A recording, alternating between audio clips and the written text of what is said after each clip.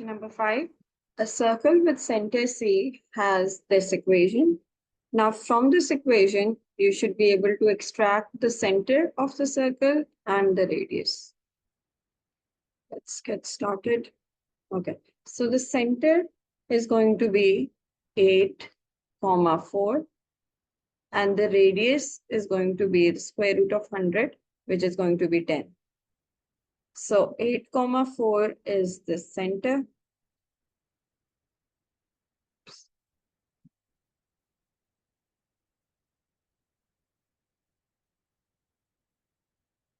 Yeah, so 8, 4 is the center and radius is 10.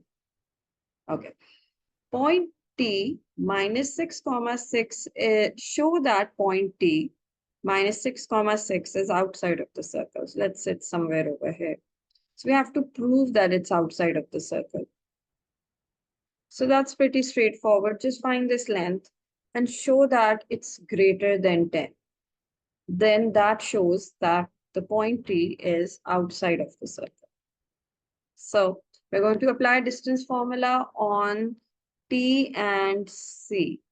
So distance TC is going to be square root y2 minus y1 whole square plus x2 minus x1 whole squared. This gives us square root of 200, which is 10 square root of 2, which is 10 point something. Let me just check. 10 square root of 2 is 14.14. This is 14.14. So since 10 square root of 2 is greater than 10, so we've shown that the point T is outside of the circle. Part B, two tangents from T to the circle are drawn.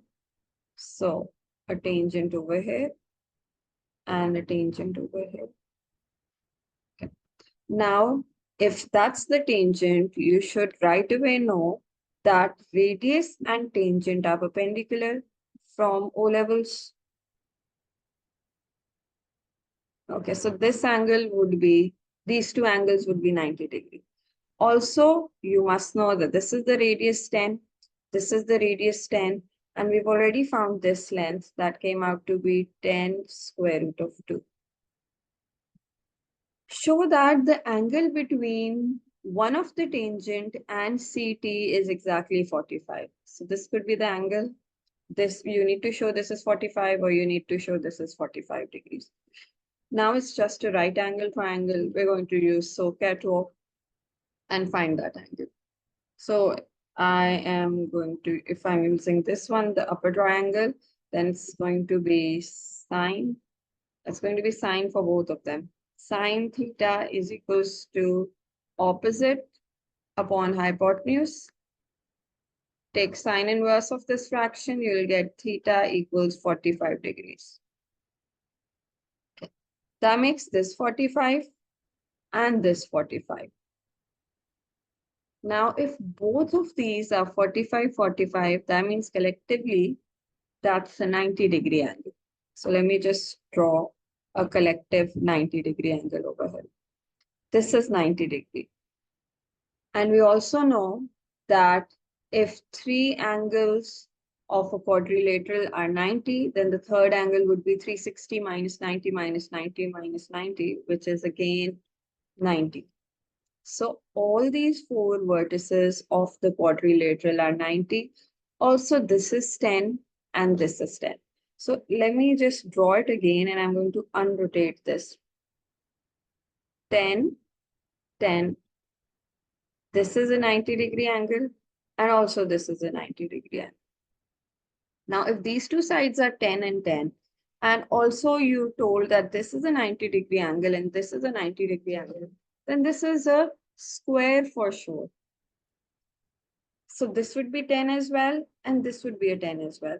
So that's a rotated square because all four angles are 90 and this side is 10 and this side is 10.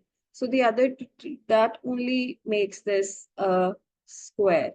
Not a rectangle because these two are 10, they're equal. And not a rhombus because in rhombus you don't have the four angles equals to 90. They're different angles.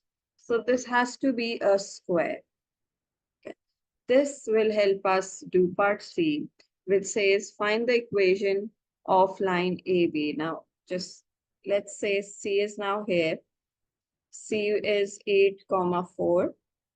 And this was T is, let's say, it was minus 6, comma 6.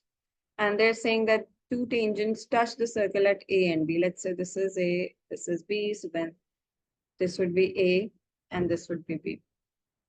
Find the equation of line AB. So we need this line now, which is the diagonal, and diagonal of a square are perpendicular, diagonals of square are perpendicular bisector of each other. So this point here is going to be the midpoint of T and C. And then the gradient of the blue line is going to be the negative reciprocal of the gradient of the other diagonal. Let's get started. Let's first find the midpoint of T and C, M. Let's label this M. It's going to be minus 6 plus 8 upon 2, comma 6 plus 4 upon 2. So we're getting 1, comma 5. So this is 1, comma 5. Now let's find the gradient of TC. Y2 minus Y1 over X2 minus X1. We have a 2 here, minus 14 here, so we have minus 1 over 7. That means that the gradient of AB, which is perpendicular to the other gradient, is going to be just 7. Y equals 7x plus C. To find C, we need a point on the blue line, which is 1, comma 5.